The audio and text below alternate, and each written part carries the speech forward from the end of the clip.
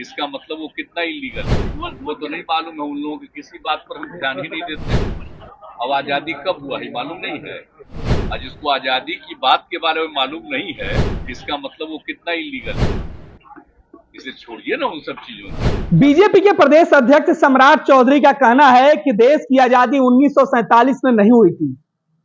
15 अगस्त कुछ दिन पहले जब लाल किले की प्राचीर से प्रधानमंत्री नरेंद्र मोदी झंडोत्तोलन कर रहे थे और देश को संबोधित कर आजादी के पुरानी बातें गिना रहे थे, इतिहास के पन्ने पलटकर मोदी चीख चीख कर बता रहे थे कि देश कब आजाद हुआ और आजादी के बाद से लेकर अब तक देश के अंदर क्या कुछ हुए। लेकिन उनके पार्टी के नेता बिहार के प्रदेश अध्यक्ष ये मानने को तैयार नहीं है। उनका मानना है कि देश 1947 नहीं बल्कि 77 में आजाद हुआ था। जैसे यह सवाल बिहार के मुख्यमंत्री नीतीश कुमार से पूछा गया, नीतीश ने दो टूक शब्दों में बता दिया कि ऐसे लोग कहीं से भी वाजिब नहीं है, इलीगल लोग हैं।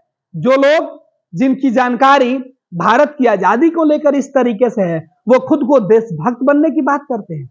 बताइए ये किस तरीके से बात करने वाले लोग हैं।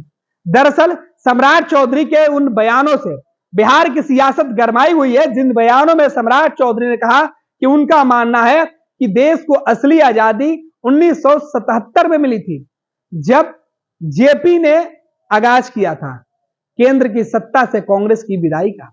लेकिन बड़ा सवाल है, सम्राट चौधरी जिन किताबों से पढ़े हुए बातों की चर्चा कर रहे हैं, उनको यह भी पढ़ना चाहिए कि इसी 15 अगस्त 1947 की चर्चा कर प्रधानमंत्री नरेंद्र मोदी 15 अगस्त को झंडोत्तोलन कर रहे थे और इसी दिन 15 अगस्त 1947 को इतिहास के पन्नों में यह लिखा हुआ है कि देश अंग्रेजों से आजाद हुआ।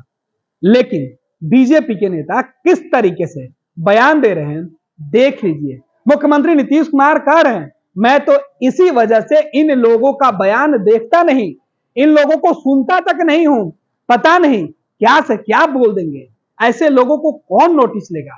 सुनिए बिहार के मुख्यमंत्री नीतीश कुमार से जब यह सवाल पूछा गया सम्राट चौधरी को लेकर, क्योंकि अमूमन सम्राट चौधरी नीतीश कुमार के ऊपर सवाल उठाते हैं। नीतीश कुमार और सम्राट चौधरी के बीच कई दफे तीखी नोकझोंक हो चुकी है।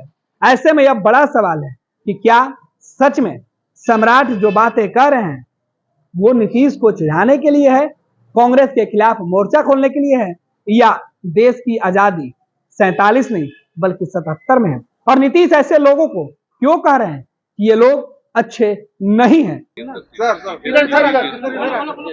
वो तो नहीं मालूम है। उन लोगों की किसी बात पर हम ध्यान ही नहीं देते। अब आजादी कब हुआ है मालूम नहीं है। आज जिसको आजादी की बात के बारे में मालूम नहीं है, इसका मतलब वो कितना इलीगल है। इसे छोड़िए ना उन सब चीजों का, उस सबका कोई वैल्यू है।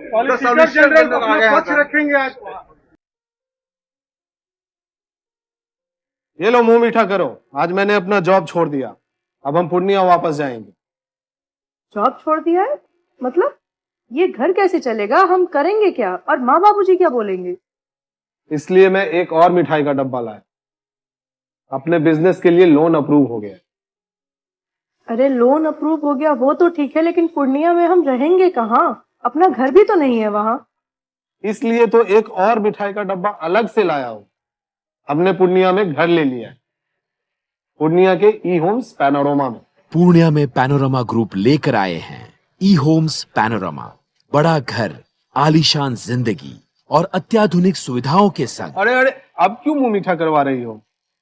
क्योंकि हम घर वापसी जो कर रहे हैं। घर वापसी की खुशी पूर्णिया में ई होम्स पैनोरमा के संग। E homes panorama, luxurious lifestyle redefined.